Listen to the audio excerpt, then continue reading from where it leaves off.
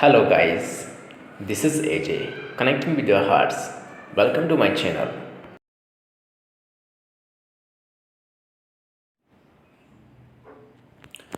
My dear friends, आज मैं आपको मोटिवेशन के लिए 2 लाइन सुनाकर सेशन की शुरुआत करूंगा। उम्मीद करूंगा सेशन पर आपका 100% फोकस रहेगा।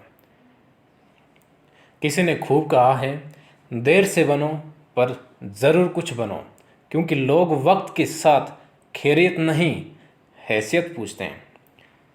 तो चलिए पहले क्वेश्चन को करते हैं। पहला क्वेश्चन ये है हमारे पास, The mean of 10 number is 20. If 5 is subtracted from every number, what will be the new mean? Mean का मतलब होता है एवरेज। ये कहता है कि 10 नंबर का एवरेज है 20। अगर इनमें हम हर एक नंबर में हम 5 सब्ट्रैक्ट करते हैं तो नया जो मीन या नया जो एवरेज आएगा वो कितना होगा। इस क्वेश्चन को फ्रेम सिर्फ कंफ्यूज करने के लिए किया गया है, बाकी इसमें कुछ नहीं। इसका कहने का मतलब है कि जो 10 बंदे हैं, 10 मैन है या कोई भी गर्ल है या बॉय है, 10 लोगों के पास हर एक बंदे के पास 20-20 रुपये हैं। हर एक बंदे के पास 20-20 रुपये हैं। अगर हम हर एक बंदे से 5-5 रुपये निकाल लेते हैं तो हमारा एवरेज कितना रहेगा, हर एक बंदे के पास कितना कितना अमाउंट रहेगा, वो रहेगा हमारे पास 15।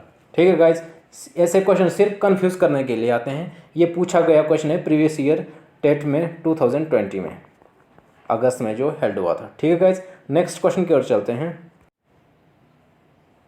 What amount is to be repaid on a loan of 12,000 for 1.5 years at 10% annum compounded half yearly. इसका कहने का मतलब है कि हमने किसी बंदे को 12,000 रुपये दिए 1.5 साल के लिए 10% पर एनम ब्याज के कंपाउंडेड ब्याज में, और कंपाउंडेड ब्याज हमने निकालना है हाफ ईयरली।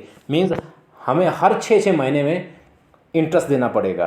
तो डेढ़ साल में हमारे इंटरेस्ट होते हैं 18 महीने, क्योंकि 1 साल में 12 महीने होते हैं और 6 महीने एक्स्ट्रा, और हमारे पास होते हैं 6 महीने के 3 स्लॉट। 6 महीने के 3 स्लॉट। इस क्वेश्चन को करने का अलग अलग तरीके होते हैं और हर क्वेश्चन को करके हम अलग अलग टाइम में हम कर सकते हैं। इस क्वेश्चन को करने के लिए 1 मिनट लगाते हैं, कोई 10 मिनट भी लगा, कोई 1 घंटा भी लगाते हैं। लेकिन हम सबसे बेस्ट सॉल्यूशन इसके लिए ये है कि हम सबसे पहले क्या करेंगे, हमारे पास 1.5 साल में हम 3 स्लॉट बना देते हैं। ठीक है, इसको हम 3 स्लॉट इसमें बना दिए और हमने निकालना हाफ ईयरली। इसका हाफ ये होता है हमारे पास 5%। ठीक है गाइज, 5% को हम लिख सकते हैं 1/20। ठीक है गाइज, 1/20 कैसे लिखा मैंने, ऐसा, ये काटो, 1/20 ही आता है। 1/20 इसका मतलब ये है कि मेरे पास अभी 20 रुपये हैं, 1 साल में ये 1 रुपये एक्स्ट्रा ऐड होगा, तब कितना होता है 20 से 21 1 साल में, और 20 से 21 दूसरे साल में, और तीसरे साल में 20 से 21। दूसरे तीसरे साल का मतलब है दूसरे 6 मंथ के बाद, और इस तरह। और ये कैलकुलेट करते हैं 2228, इनको मल्टीप्लाई करना है 8000, और ये होता है 9261। ये हमेशा याद रखना है आपने कि 21 का क्यूब होता है हमारे पास इतना। ठीक है गाइज, इस लोड को थोड़ा मैं मिटा देता हूँ। अब हमारे पास वैल्यू आ रही है 8000, और इनसे लिया है हमने 12,000। ये कहता है कि 8,000 की वैल्यू 12,000 है। 8,000 की वैल्यू हमारे पास 12,000 है, तो 1 रुपये की वैल्यू कितनी होगी, 8,000 यहाँ आ गया, और हमने निकालना है इतना 9261। 9261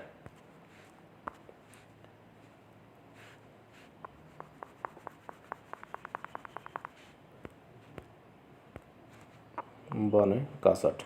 ठीक है, 30 30, 4 दूने 8, 4 3 12, 3 से 2 से काटेंगे, 4 दूने 8, 6 दूने 12, 3 दूने 6, और 5 दूनी 10, ये आ गया हमारे पास। और इन दोनों को मल्टीप्लाई करेंगे, 5 3 15, 1 हासिल, 3 3 9 1 10 1, 6 3 18 1 19, 4 3 12 1 13। ठीक है गाइस, उम्मीद करता हूँ आपको समझ आ गया क्वेश्चन। आप बार बार देखेंगे आपको समझ आ जाएगा। नेक्स्ट क्वेश्चन की ओर चलते हैं। इससे अच्छा इस क्वेश्चन को करने का कोई और बेस्ट तरीका मेरे हिसाब से नहीं है। तो नेक्स्ट क्वेश्चन की ओर चलते हैं। इस क्वेश्चन को ट्राई करना। ये सारे जितने भी क्वेश्चन ये सारे के सारे पूछे गए हैं और ये आगे आने वाले सेशन में भी आपको ज़रूर पूछे जाएंगे। जब भी आपकी JBT टेट जो कुछ भी एग्ज़ाम होंगे हिमाचल में या ऑल इंडिया के एग्ज़ाम में भी ऐसे ही क्वेश्चन पूछे जा सकते हैं, चाहे वो SSC हो चाहे बैंकिंग हो, कुछ कोई भी है, सब जगह ऐसे ही क्वेश्चन पूछे जाते हैं। ठीक है गाइज, नेक्स्ट क्वेश्चन की ओर चलते हैं। Which of the following number is coprime? Coprime सबसे पहले आपको पता होना चाहिए कोप्राइम क्या होता है। कोप्राइम का मतलब होता है कि हाईएस्ट कॉमन फैक्टर 1 होना ही चाहिए। ठीक है गाइज, तो इनमें से हाईएस्ट कॉमन फैक्टर जिसका 1 है वही कोप्राइम है। जैसे हम इसको ले लेते हैं 18 और 35। 18 के हम अगर फैक्टर बनाते हैं, हमारे पास फैक्टर क्या आता है 29, 9 दूनी 18। ठीक है, और बाकी क्या आ सकता है 6 3 18, 6 3 18 और क्या आ सकते हैं, कुछ नहीं आ सकते। और एक इसमें 7 5 7 5 और क्या आ सकते हैं, कुछ नहीं आ सकते हैं। कोई कॉमन दिख रहा है? कुछ कॉमन हमारे पास कुछ भी कॉमन फैक्टर नहीं है। और इसको हम 1 18 भी लिख सकते हैं, 1 18 और इसको 35 1 35 कम 35। तो हाईएस्ट कॉमन फैक्टर हमारे पास कितना है? अगर 1 है तो यही हमारा हाईएस्ट कॉमन फैक्टर का कोप्राइम है। बाकी हम देख लेते हैं, चेक कर लेते हैं बाकी है कि नहीं है। अब हमारे पास है एक 30 है, एक है 415, 6 5 30, एक ही आ गया। बाकी और क्या हो सकता है? 10 3 30, 10 3 30, 30 से कम 30, 30 से कम 30। ठीक, और ये है 5 से 8 पंजे 40, 5 3 15। ये कोप्राइम नहीं है। क्यों?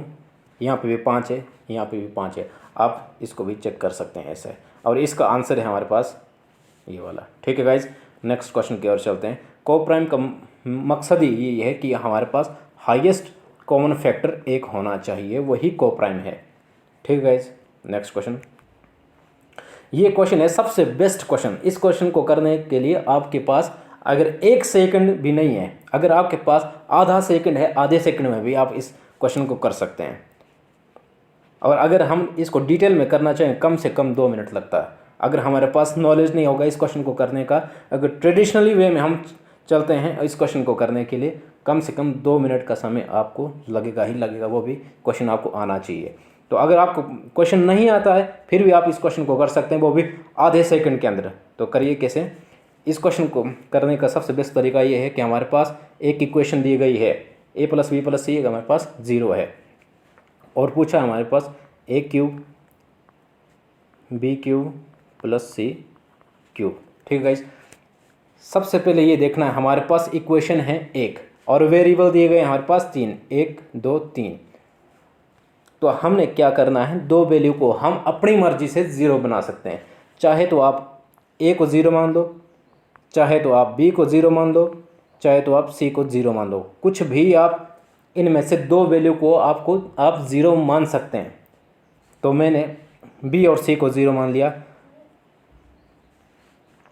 b और c को 0 मान लिया, तब a की वैल्यू अपने आप 0 आ गई। जब a की वैल्यू 0 आती है तब हम अगर यहाँ पे 0 लगाते हैं, 0 प्लस इसकी वैल्यू b की वैल्यू 0 ही मानी हुई है और c की 0 0 0 0 सब कुछ 0। ठीक है मेरे हीरो, नेक्स्ट क्वेश्चन की ओर चलते हैं। The ratio of the age of mother and son is 7:3 and the sum of their age is 60। What is the difference in their as?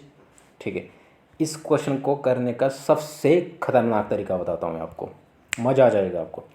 क्या करना है, अपने रेशो दिया गया है हमारे पास मदर और सन का कितना 7:3, 7:3,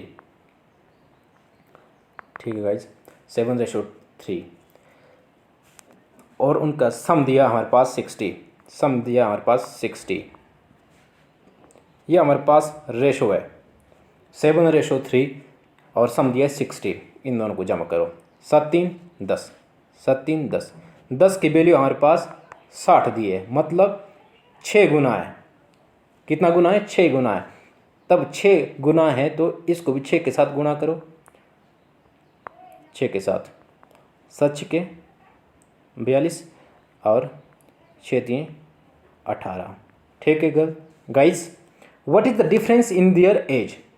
इनके एज के बीच डिफरेंस के साथ कितना है आप ऐसे करके भी निकाल सकते हो, इन दोनों के साथ भी निकाल सकते हो। यहाँ पे भी आप कैलकुलेट कर सकते हो कि अगर 1 की वैल्यू 6 है तो 4 की वैल्यू कितनी होगी? 1 की वैल्यू 6 है, 4 की वैल्यू 24 होगी। अगर ऐसा नहीं करना है, कंफ्यूज हो रहे हैं, तो इन दोनों को माइनस कर दो, माइनस कर दो। ठीक है ना? शानदार क्वेश्चन भी शानदार, आंसर भी शानदार, आप लोग भी शानदार, मैं भी शानदार। ठीक है, आ गया समझ, प्रॉपर समझ आ गया। इन दोनों का डिफरेंस 7 और 3 का डिफरेंस 4। 1 की वैल्यू 6 है तो 4 की वैल्यू 24। ऐसे निकाल सकते हो, ऐसे भी निकाल सकते हो। नेक्स्ट क्वेश्चन की ओर चलते हैं। आज का हमारा सफ़र यहीं तक था। उम्मीद करता हूँ आपने सेशन को एंजॉय किया होगा। हमारे साथ बने रहने के लिए आप सबका तहे दिल से धन्यवाद। मिलता हूँ अगली वीडियो में, तब तक आप लाइक करें, शेयर करें, कमेंट करें और सब्सक्राइब 100% करें। Thank you so much my dear friends. Bye.